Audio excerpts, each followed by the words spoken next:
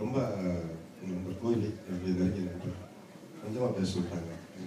ஏன்னா நிறையா பேசணும், அதுக்கான சூழ்நிலை காரணமாக கொஞ்சம் பேசிட்டேன். ரொம்ப சினிமாவில் அவருக்கு நிறையா நண்பர்கள் உண்டு. அதில் நானும் ஒரு நண்பனாக இருக்கேன், பெருமைப்படுறேன். ஏன்னா நண்பர்களோட பழகுறது வேற, நல்ல மனிதரோட பழகுறது வேற. அப்படிப்பட்ட ஒரு நல்ல மனிதர். அடுத்து கருப்பு, ரொம்ப வெள்ளந்தியான ஒரு மனிதர். நான் பார்த்தேன். இசை சேர்ப்பு இல்லாமல் இருக்கும்போதே இது ரொம்ப சிறப்பாக வந்திருக்கு. அவர் இந்த வெள்ளந்தி மனிதர் அப்படின்னு சொல்றதுக்கு ஒரு சின்ன ஒரு உதாரணத்தை சொல்லுவாங்க. டவுன் பாசிட்டிவ் பார்த்துட்டு வந்து வெளியே வந்து பேசிக்கிட்டப்போ அந்த படத்துடைய இறுதி கட்டத்தில் ஒரு முக்கியமான ஒரு மனதை நெகிழ வைக்கக்கூடிய ஒரு காட்சி தான் அது. அற்புதமாக நடிச்சிருந்தாரு. ஆனால் அவர் எனக்கு வந்து என்ன இருக்காரு, அந்த சீனில் காமெடி இல்லைங்க, அது காமெடியாக தான் நல்லா இருக்குங்க, காமெடி இல்லாமல் இருக்கேன், ரொம்ப ஃபீலாக இருக்கேன்.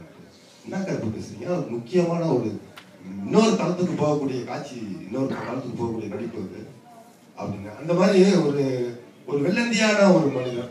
அவர் வந்து கோவியும் அவரும் இணைந்து பண்றது ஒரு சினிமாவில் வந்து ஒரு நட்பு இதுதான். அதாவது ஒரே ஒரு படம் தான் மலையாள படத்தில் இணைந்து 2 பேரும் பண்ணாங்க. அங்கிருந்து ஒரு நட்பு தொடங்குது. ஏன்னா ஒரு நல்ல நண்பத்தில் நல்ல நட்பு தொடங்கும். அந்த நட்பு தான் இன்னைக்கு கருப்பையும் கோபியவும் நினைச்சிருக்கு. வேல்முருகன் பொருள்ஸ் மிக சிறப்பான ஒரு படம். மலையில் விட்ட இடத்தை எம்பி கோபி அவர்கள் கண்டிப்பாக அந்த படத்தில் பெருசாக பிடிப்பார். இது வந்து ஒரு மிகப்பெரிய வெற்றி படம்ன்றது எனக்கு நல்லா தெரியுது. வேல்முருகன் பொருள்ஸ் ரொம்ப ராசியான பொருள்ஸ் மட்டுமல்ல, வேல்முருகன் பொருள்ஸ் ராசியான படமும் கூட.